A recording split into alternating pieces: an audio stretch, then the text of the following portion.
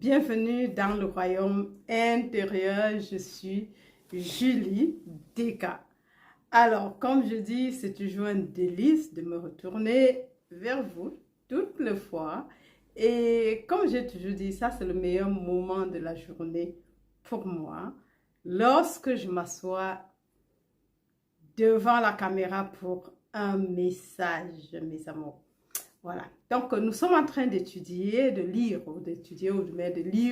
le livre Les principes spirituels que tout étudiant de la voie infinie devrait connaître. Et moi, j'ai ajouté que tout étudiant, tout chercheur de vérité devrait connaître. Et voilà. Donc, nous avons fini le principe 1. Et nous sommes au principe 2. Voilà. Donc, et le principe 2, c'est puisque moi et mon Père, nous sommes un, tout ce qu'a le Père est à moi. Donc, ça, c'est le deuxième principe. Le premier, c'était la méditation. Maintenant, nous devons comprendre que si mon Père et moi, nous sommes un, ça veut dire que tout ce que le Père a est à moi et on va plus loin, tout ce que le Père a est à moi. Ça exclut carrément le manque. Parce que le Père a tout. Maintenant, on va aller plus loin. Ça veut aussi dire que tout ce que le Père est, je le suis. Donc, je suis et j'ai. Ça, c'est ce que nous devons comprendre. Je suis et j'ai. À tout moment de la vie. Je suis et j'ai. Et ça, c'est important parce que lorsque nous gérons, nous comprenons cela, la vie devient plus facile. Mais le tout, ce n'est pas de le connaître mentalement. C'est que ça devrait devenir une partie intégrante. C'est pour ça qu'on dit principe. Ça veut dire qu'on doit baser notre vie, construire tout ce qu'on a sous ces principes. Ça doit être comme notre carte d'identité, en fait. Ces principes devraient nous accompagner. Tout en sachant que le but ici, sur ce plan, nous ne sommes pas là pour ce qu'on nous a dit qu'on était là pour faire. Non. Nous sommes ici parce que nous devons sortir consciemment de la conscience, de la parenthèse. C'est pour ça que ce livre, la parenthèse dans l'éternité, devient très, très important. C'est un outil très important dans notre main. Parce que nous devons savoir pourquoi il y a la parenthèse et quand est-ce que nous devons sortir de la parenthèse. Pourquoi est-ce que nous devons sortir de cette parenthèse. Et ça, c'est la vie mystique. Si nous sommes ici, c'est pour ça. Et si on écoute ces vidéos, ça veut dire que nous sommes déjà sur le chemin. Et la vidéo qui n'a pas été encore vue, je crois que c'est demain qu'on aura, nous avons vu dans l'épisode dernier que, en réalité, le Père Jésus est le sceptre et nous sommes des sarments. Et le Christ Jésus dit, mon Père et moi, nous sommes un. Et vous demeurez en moi, je demeure en lui et lui en moi, veut dire qu'ils sont un. Maintenant, à notre tour, nous demeurons en lui, le Christ, et le Christ est en nous. Et si nous sommes en communion consciente avec lui, le Père, tout ce que il coulera au travers de nous en tant que notre vie. Et ça, c'est important parce que nous devons, et ça, c'est Jean 15. Et c'est pour ça que Joël a dit, dans l'épisode 1, que Jean 15 ne devrait jamais nous quitter. On doit garder un œil sur ça. Alors, ça, c'était juste l'introduction. Avant de continuer, toi qui me regardes pour la première fois, si tu n'es pas encore abonné, vas-y, abonne-toi et n'oublie pas d'activer la cloche de notification afin d'être avisé lors des prochaines publications. Alors, donc, c'est le principe numéro 2, comme j'ai dit. Puisque, pas si. puisque mon Père et moi, nous sommes un, tout ce qu'a le Père est à moi. Nous savons l'un des soucis en tant que l'homme sur cette sphère, sur la terre, c'est de posséder. Nous voulons posséder, on cherche, on désire. Mais bien sûr, le désir va s'arrêter si tu sais que tout ce que le Père a est à toi. Si tu en es conscient et que tu ne le dis pas seulement de la bouche, ceci t'enlève complètement la recherche de posséder. Ça veut dire que, et comme nous le dit la pyramide de Maslow, si le besoin primaire, manger, se vêtir et tout, est comblé, nous allons aspirer à quelque chose de plus élevé. Et c'est là le plus important parce que tant que le besoin, le premier n'est pas couvert, la première couche, on passe le temps à chercher ça. C'est quand il est couvert qu'on élève les yeux et on regarde ce qu'il y a en haut. Qu'est-ce qu'on peut avoir depuis le bien-être? Qu'est-ce que? Et c'est là et c'est ça le problème. Or, sur le chemin spirituel, si d'office nous étions sûrs et conscients que le besoin primaire était comblé, bien sûr qu'on aurait le temps, puisqu'on ne cherche plus. Ce que tu as, tu ne cherches plus. Tu ne te fais aucun souci par rapport à ça. C'est pour ça que Jésus nous disait, ne vous faites pas de soucis. De ce que vous allez manger, vous vêtir, le corps est plus que le vêtement et la nourriture. Cherchez premièrement le royaume des cieux et tout ce qui est juste aux yeux de Dieu et tout le reste vous sera donné. Parce que si tu connais où est le royaume, il est à l'intérieur de toi. Qui est le roi? C'est encore toi parce que le Père et toi, vous êtes un. Il dit, je suis le sceptre et vous êtes des sarments. Si le sarment est collé à moi, bien sûr, vous porterez de bons fruits. Je suis le cep, mon Père est le vigneron. Il émonde les sarments pour qu'ils portent de bons fruits. Et ça, ceux qui ont la vigne le savent. Chez nous, il y a le caféier et c'est comme ça parce qu'à un moment donné, en décembre, il faut émonder le café. On coupe des morceaux, des branches inutiles en fait, afin que les branches qui restent portent plus de fruits et de bons fruits. Donc c'est la même chose, c'est le même principe. Et que si vous demeurez en moi, vous allez porter des fruits. Mais si vous ne demeurez pas en moi, vous serez coupés, vous serez comme des sarments, ça va sécher et on va brûler. Donc nous devons comprendre. Et il dit que, mais vous, il disait, en fait, il parle d'abord d'une manière générale, mais il dit à ses disciples, ceux qui le suivaient, pardon, mais vous êtes déjà émondés par le message que je vous ai donné. Donc, en fait, nous sommes émondés. Le message nous permet il nous émonde de notre ancienne vie, de la vie humaine à la vie spirituelle, de l'humain à l'homme spirituel, de la vie charnelle, de l'univers matériel à l'univers spirituel, de la vie matérielle à la vie spirituelle en fait. En fait, c'est que tu dois faire un angle de 180 degrés. Tu abandonnes la vie humaine, familiale et tout derrière toi et tu te retournes vers le seul, le Père. Parce que quand on dit on doit mourir en fait à son ancienne vie, c'est pour ça qu'on parle de nouvelle naissance. Tu ne peux pas naître et cette nouvelle naissance se fait dans la conscience et jusqu'à un moment donné, il y aura cette naissance où la fusion, le Christ qui était crucifié, enterré dans le lieu des crânes, va naître d'en haut. Parce que la nouvelle naissance est naturelle. La naissance naturelle, c'est des parents de chair et de sang. Et la spirituelle, c'est d'en haut.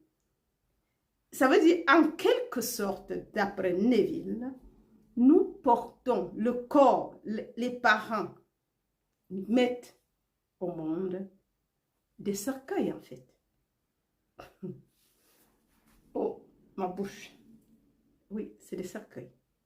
C'est pour ça qu'ils sont morts. Ils parlent de mort. C'est pour ça que je dis que laisse les morts enterrer leurs morts. Philippe, suis-moi. Parce que si quelqu'un, le Christ est enterré en toi, et il s'imprègne à toi pour devenir toi, parce que lorsqu'il ressuscite, parce qu'il doit avoir la résurrection, il ressuscite, il est toi. C'est l'unique fils qui doit naître. Et si le fils naît d'en haut, d'après l'espérance de la promesse que Neville a faite, parce que c'est très, très, très, très crucial. Et beaucoup de mystiques parlent de cette phase de naissance où l'enfant doit naître. Et qui naît? C'est David. C'est l'unique enfant. Et nous tous, nous serons, et nous sommes et serons le père d'un même enfant. Il n'y a pas deux. C'est pour ça que lorsqu'on devient le père normalement, et là on comprend pourquoi nous sommes un avec le Père, veut dire que nous sommes le Père. Et si tu ne l'affirmes pas, tu n'auras pas, tu dois déjà comprendre ça. Et une fois compris, les autres choses, la machine se met en place. Elle est déjà en route depuis que tu as commencé à écouter les enseignements mystiques. Tu ne peux pas être sur la voie infinie si l'esprit ne t'a pas attiré. La parole de Dieu dit, Jésus dit, vous ne m'avez pas choisi, mais je vous ai choisi. Ça, c'est la suite de Jean 15. Vous ne m'avez pas choisi. Moi, je vous ai choisi. Et il nous choisit pour cette raison que nous devons naître de nouveau.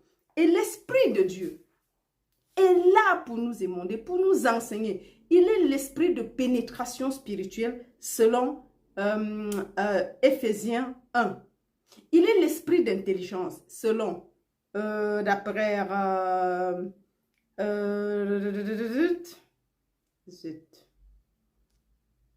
c'est Ésaïe, voilà, Ésaïe 11. Il est l'esprit d'intelligence, l'esprit de sagesse, l'esprit de compréhension, l'esprit de prophétie, l'esprit d'abondance, l'esprit de vie, l'esprit d'éternité. Il est le bien-être, il est la vitalité, il est notre vitalité, il est l'esprit, il est tout. C'est pour ça qu'on a besoin de lui. Et ce n'est pas, et il y a un seul esprit. Ce n'est pas comme s'il y a ton esprit et mon esprit. Quand on parle de mon esprit, je tiens toujours à rappeler qu'on parle du mental, the mind. Mais there's only one spirit. Il y a un seul esprit.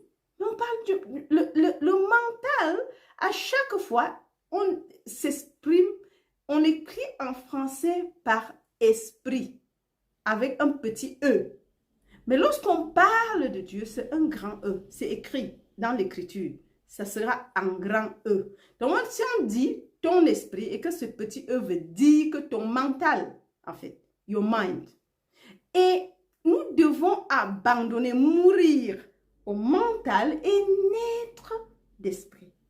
En fait, c'est ça, en fait. Nous ne devons plus dépendre des sens. Nous sommes mourir au sens.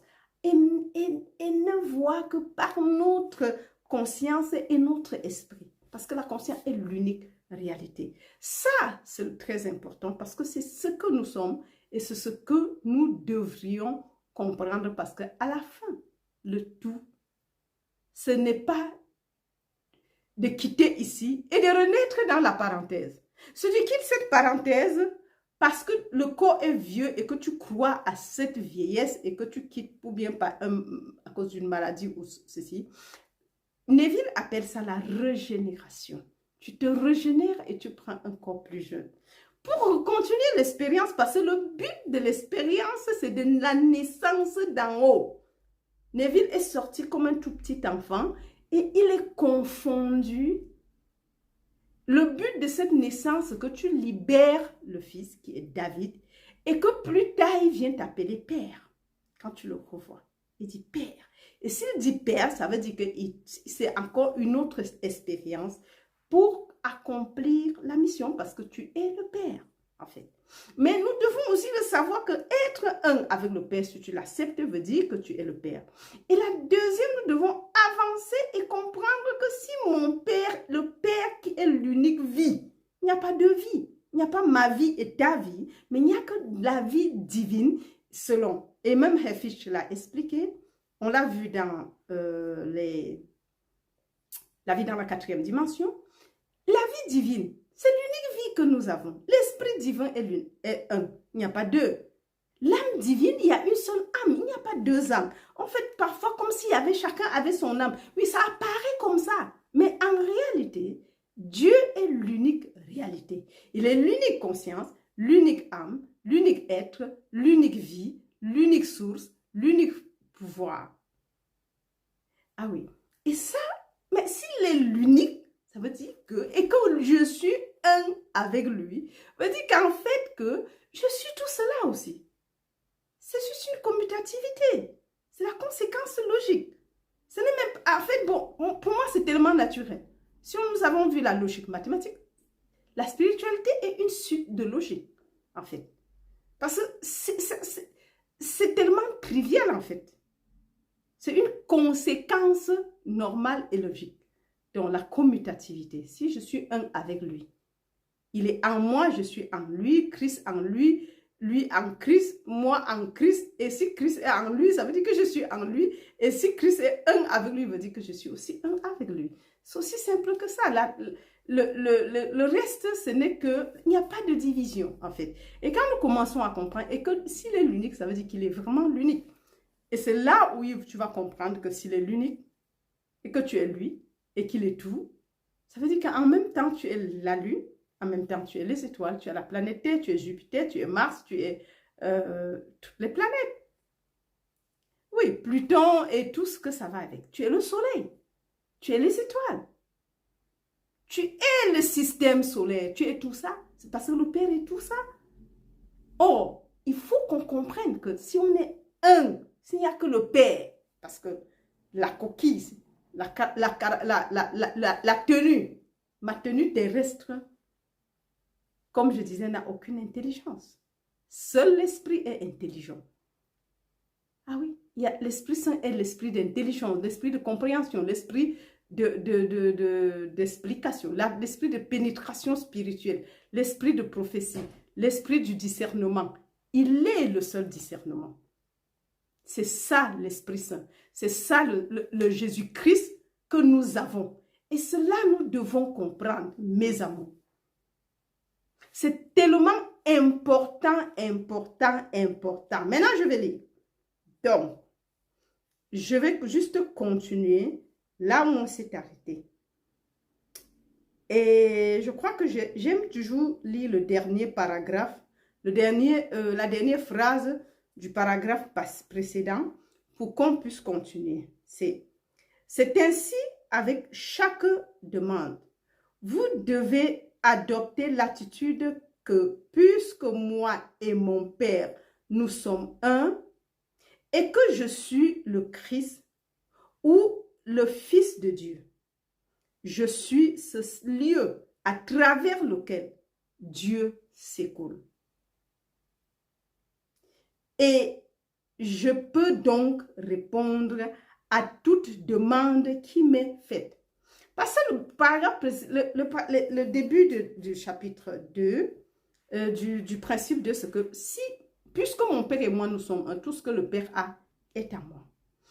Alors, donc si tout ce que le Père a est à moi, nous devons donc expérimenter cette compréhension, cette réalisation. Ça veut dire qu'on a le choix.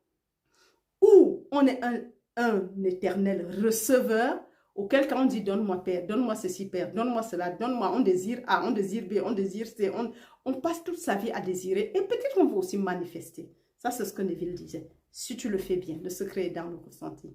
Mais en revanche, tu as le choix entre être receveur ou le donneur. Si donc tu choisis, c'est parce que c'est toi qui dois choisir entre donner ou recevoir. Mais si tu es donneur universel, parce que Dieu est universel, bien sûr, le verset te permet que pour maintenant pratiquer cela, tu dois répondre à toute demande qui t'est faite. C'est des exemples. Tu dois répondre aux demandes. On commence à te poser les réponses et tu dois répondre. Tu réponds aux demandes et ainsi de suite. Tu mets en pratique le principe, en fait. Le principe doit être pratiqué. Ça, c'est le début du principe 2. Et puisqu'il doit être pratiqué, ça veut dire que toute demande qui t'est faite, tu devrais le répondre parce que tu es tout. Tu es ce centre à travers lequel Dieu s'écoule. Et s'il s'écoule, puisque l'invisible n'est pas vu. Mais si tu te mets comme ce centre, toute demande, tu devrais pouvoir répondre. Ça coule. Et donc, il y aura toujours, il va s'écouler en tant que ce que tu donnes. Peu importe ce qu'on demande. Et puis, tu ne dois pas, en fait, tu ne dis pas, en fait, il y a toujours. C'est toi qui vas limiter Dieu. Si tu dis je n'ai pas, tu n'auras pas, mais tu as Dieu. Et Dieu est la substance de toute forme. C'est encore en revanche cela. Bon, il ne faut pas que je parle trop. Parce que, en tant que coach, si quelqu'un veut plus d'explications, on peut me regarder, concocter en privé. Voilà. Donc, on continue.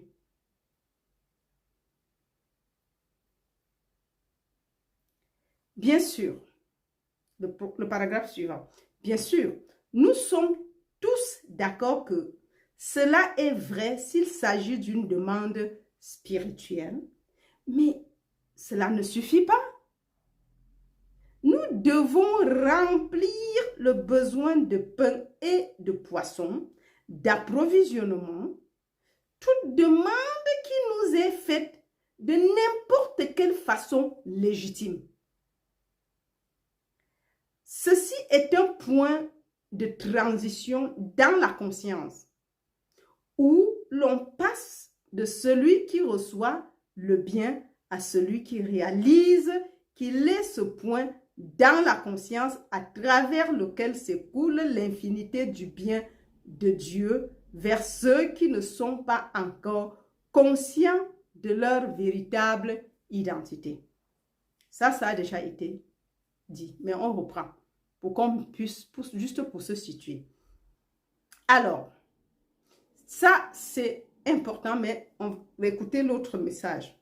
Cela ne veut pas dire que vous pouvez soudain croire égoïstement que vous avez été touché par le roi Midas ou que vous pouvez être une dame ou un monsieur dans l'abondance.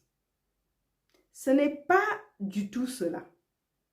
Ça veut dire que vous reconnaissez votre identité comme étant ce centre à travers lequel la nature infinie de Dieu peut s'écouler vers vous et vers tous ceux qui font appel à vous.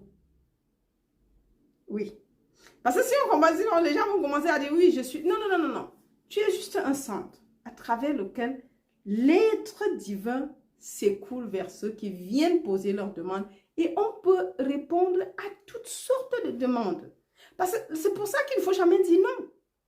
Sur le chemin spirituel, il y a une parole, le Seigneur pourvoira. Abraham l'a dit. Il dit, mais papa, Isaac qui dit, papa, voici la hache, voici le bois et le feu. Où est donc l'agneau? Et Abraham a dit, le Seigneur pourvoira. Et ça, c'est important, mes amours. Le Seigneur pourvoira. Et quand il a répondu comme ça, mais bien sûr, le Seigneur a pourvu l'agneau pour l'offrande. Voilà. Et ainsi, vous voyez, vous revenez aux Écritures, là où le Maître fut appelé à nourrir la foule. Déjà, j'ai dit Abraham, mais maintenant, il parle des Écritures, et c'est vrai. Il a été appelé à nourrir. Il dit, mais qu'est-ce que vous avez? Qu'avons-nous? Nous avons quelques pains et poissons. Bien. Nous avons. Il n'a pas dit, nous avons trop peu ou nous n'avons pas. Nous avons. Qu'avez-vous dans la maison? Un peu d'huile. Bien. nous avons. Ça, c'est Élie. Avec la femme qui vient le voir parce que elle était veuve et ce mari, en mourant, avait une dette.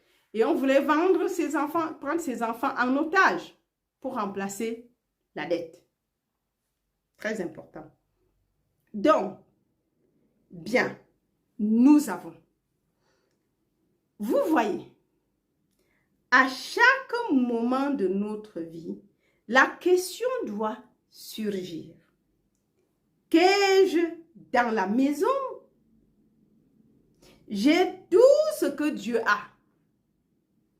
Car moi et mon Père, nous sommes un. Bien. Asseyez-vous alors et laissez cela se dévoiler.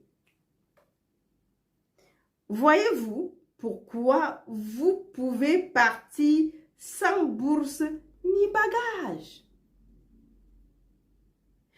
Partout où vous pouvez être amené, vous apportez avec vous l'infinité de Dieu. Partout. Il n'y a pas que j'irai demain chercher. Non, non, non, non, non. On doit en être conscient. Nous apportons l'infinité de Dieu partout où nous sommes. À tout moment, ça veut dire qu'on est prêt à répondre à n'importe quelle demande qui nous est posée. Tant spirituelle que physique. Besoin de pain, besoin de paille, besoin d'habits, besoin de ceci. Peu importe, d'abri. Dieu pourvoira. Partout où vous pouvez être amené, vous apportez avec vous l'infinité de Dieu et elle commencera à s'écouler après quelques minutes, quelques heures ou quelques jours. En fait, le principe est terminé parce qu'on ne va pas prendre deux principes à la fois. En fait, ça c'est important parce que si on comprend cela, la vie devient plus facile pour nous. On n'a pas à réfléchir si on doit répondre à un besoin ou pas. Réfléchir que je vais prendre ça ou je vais chercher comment, qu'est-ce que je vais travailler quoi pour répondre. En fait, parce que ici, le plus important, c'est que si on ne voit pas, on commence à dire, mais qu'est-ce que je vais faire, qu'est-ce que je veux vendre pour accomplir ça, qu'est-ce que je veux donner, comment, où est-ce que je mange, je veux faire, à qui je vais prêter. Mais on ignore que le Dieu s'écoule constamment au travers de nous pour réaliser tout il s'écoule au travers de nous en tant que ce que nous avons choisi. Il faut déjà reconnaître que j'ai la totalité, l'infinité de Dieu s'écoule au travers de moi en tant que tout besoin qui peut être fait chez moi. Donc ça veut dire que qu'est-ce que tu as? Tu vas dire, la plupart du temps, on va regarder son compte bancaire, on va voir les moins et tout, la carte de crédit qui est déjà zappée, mais c'est difficile, hein? Vous voyez? Et c'est qui a rendu difficile? En fait, tu bloques Dieu d'agir. Parce que c'est nous qui devons laisser Dieu être. Or, à tout moment, je suis et j'ai. Et c'est pour ça que j'aime ça sur Paul Gorman. Et lui, il est allé plus loin avec la voix infinie et simplifié. Lui, il ne voit plus le matériel. Il va seulement directement l'esprit et tout ce qui est. Or, l'esprit n'est pas quantifiable. L'esprit est infini. Tu fais quoi? Qu'est-ce que tu vois?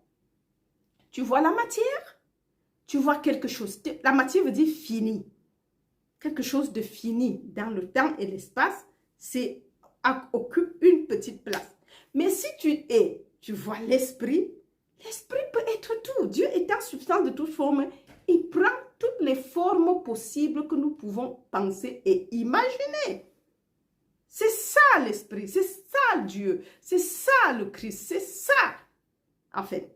Et quand on commence à comprendre, on n'a plus à se faire des soucis. Nous ne devrions pas nous soucier de ce que nous allons manger, de ce que nous allons boire et de ce que nous allons donner. N'ayons pas peur lorsqu'une demande vient à nous. Il suffit de se rappeler, j'ai la totalité de Dieu. J'ai l'infinité de Dieu. Car mon Père et moi, nous sommes un. Et tout ce qu'a le Père est à moi. Donc, et Dieu s'écoule lui-même en tant que le besoin, en tant que la solution. Donc, tu n'as pas à chercher. Il est la solution à tous les problèmes qu'on peut te poser. Donc, nous devons être rassurés de cette union consciente. Il est le sceptre et je suis le sarment. Et nous sommes un. Le Christ en moi, l'espérance de la gloire, mes amours. Ça, c'est tellement important et je crois que nous devons retourner, relire les Écritures. Mais ne les lisez pas comme un livre qui appartient à une religion. Lisez la Bible comme étant un livre spirituel qui comporte plein de paroles de vérité que nous devrions savoir. Et l'interprétation mystique ou oui, c'était mystique, même Joël nous donne, pas Joël, je veux parler de Neville, il nous donne la compréhension sur certaines histoires qui étaient racontées. On met juste des choses, on essaye d'emballer dans une histoire pour faire comprendre à toi, pas Philippe. À ce moment, prends la place de Philippe. Philippe, on a dit avec Neville, et ça c'est important parce que les deux messages se complètent d'une manière ou d'une autre, que Philippe, les apôtres sont juste, on donne des noms, mais ce sont des attributs qui devraient accompagner n'importe quel chercheur de la vérité. Ce sont des attributs qui nous accompagnent, des caractéristiques qui nous accompagnent. Et Philippe est celui-là qui veut encore, il veut, parce qu'il a dit, en fait sur le chemin spirituel, donc, tu ne retournes pas rechercher, tu dois te séparer. Par exemple, dans certaines en Asie. Donc, et même dans certaines, à l'église, quand tu te baptises, on te donne un nouveau nom. Ton nom de baptême, par exemple. Mais c'est vrai que c'est beaucoup plus matériel encore. Mais là, en Inde ou en Asie, quand il y a quelqu'un évolue spirituellement, il va changer de nom. Et à l'époque, c'était pareil. Nous voyons que quand Saul de Tarse, il a eu sa vision, il est quitté de Saul à Paul. Nous voyons Pierre, avant c'était Simon Bar Jonas. Et Simon veut dire faible. C'est faible, c'est rien du tout. Et il était le fils de Jonas. Bar Jonas, c'était à l'époque la façon de donner des noms. Tel Bar, le père. Donc, il se regardait, on le considérait en tant que le fils de Jonas. Maintenant, quand il revient, il connaît la vérité et il comprend son union consciente avec Dieu. Il comprend que tout ce que le Père a est à lui. Lorsqu'il naît de l'Esprit, bien sûr qu'il meurt à Bar Jonas pour devenir Simon. C'est pour ça qu'il reçoit un nouveau nom. Il n'est plus Bar Jonas, il n'est plus le fils de son Père. Il est le fils de Dieu parce que nous devons comprendre que nous ne pouvons pas être en même temps fils de Dieu et fils de notre Père ou fils de notre mère. Ce n'est pas possible. Non, spirituellement, ce n'est pas possible. Ça veut dire que tu as califourchon entre l'humain et l'esprit. Or, ce qui naît de l'esprit est esprit. La naissance naturelle est naturelle. Mais ce qui naît de l'esprit est esprit. Donc, nous devons comprendre, parce que c'est des petits trucs que nous devons comprendre. Et merci parce que ça me permet encore de mieux asseoir cela pour moi-même. Et même si parfois on pense qu'on connaît, mais non. Parfois, on a toujours tendance, on est à califourchon entre le monde et l'esprit, entre le matériel et le spirituel, entre le charnel et le spirituel. Or, être fils d'eux veut dire qu'on est encore naturel. Mais quand on est mort à cette nature, puisqu'on doit faire un angle de 180 degrés, mourir au naturel pour faire valoir le spirituel, parce que les deux ne peuvent pas, ça ne s'entrepose pas, ça ne peut pas se confondre. Les deux ne peuvent pas être au même moment. Soit l'un, soit l'autre. Et on est souvent à califourchon. D'où la sortie totale de la parenthèse. Nous devons sortir de la parenthèse complètement. Et quand on sort de la parenthèse, et maintenant, plus avec les méditations et tous les principes, quand on les pratique, c'est une nouvelle vie complètement en esprit, mes amours. Et je crois que là, je dois m'arrêter parce que je ne cesserai pas de parler. Donc, je parle moi maintenant, je m'arrête et le principe 2 est terminé parce que c'était la fin. Et merci de m'avoir regardé jusqu'à la fin. Laisse-moi juste des commentaires. Merci pour les commentaires. C'est votre participation en fait. Donc, laissez juste... Ça coûte quoi de regarder si tout ce que tu as donné, c'est un petit commentaire et un like? Oh, mes amours. C'est si difficile? Je ne pense pas. Love you all. Même si tu ne m'aimes pas, je t'aime de toutes les façons. I love you. Et je t'envoie cet amour qui est inconditionnel. Et je voulais encore raconter mon histoire d'amour inconditionnel, mais peut-être ça sera la prochaine fois. Je vais quand même la raconter encore de nouveau. Je vais la raconter de nouveau parce que c'est important de le comprendre. L'amour inconditionnel, love you. Et c'est le seul principe qu'on nous a laissé. Aimez-vous les uns les autres comme Dieu nous a aimés. Bénissez vos ennemis, ceux qui vous persécutent. Donnez-leur à manger. En ceci, on reconnaîtra que vous êtes les enfants de votre Père qui fait pleuvoir sur les bons et sur les méchants. Prochain, on n'a jamais dit le bon ou le mauvais. Aime ton prochain comme toi-même. Alors, sur ce, on reste sur l'amour et jusqu'à la prochaine.